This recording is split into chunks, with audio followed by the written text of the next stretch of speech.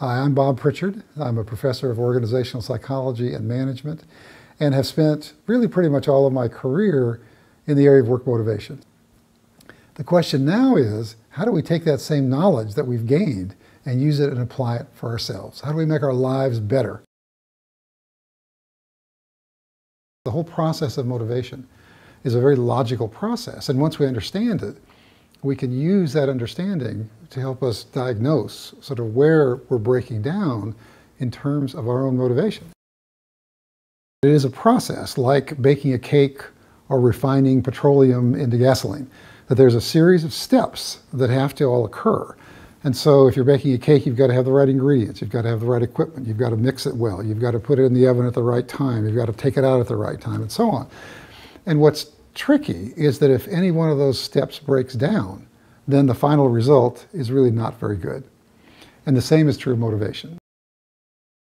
If you can understand this process and you can figure out where the breakdown is, it's like, if you have this bad cake, okay, what was the problem? Was it bad ingredients? Was it the wrong cooking time? Was it, the way the icing was mixed? Whatever. If you can identify where the problem occurred, you can fix the problem. Okay. The same is true for motivation. It's just more abstract.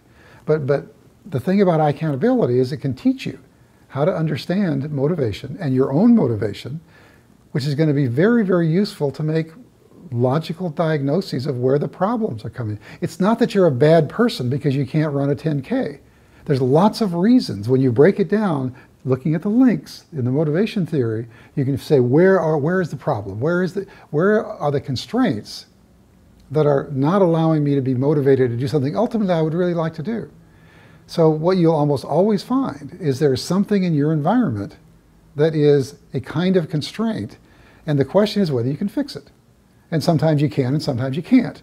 But it helps enormously to know what it is, to know where to focus your energies.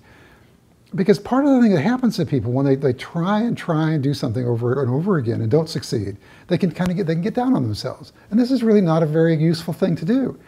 If there's a logical reason that you can figure out where the breakdown's occurring and fix it, then you can feel a lot better about yourself. I could do it a little straighter by leaving out the, born at an early age in a cabin I helped my father build.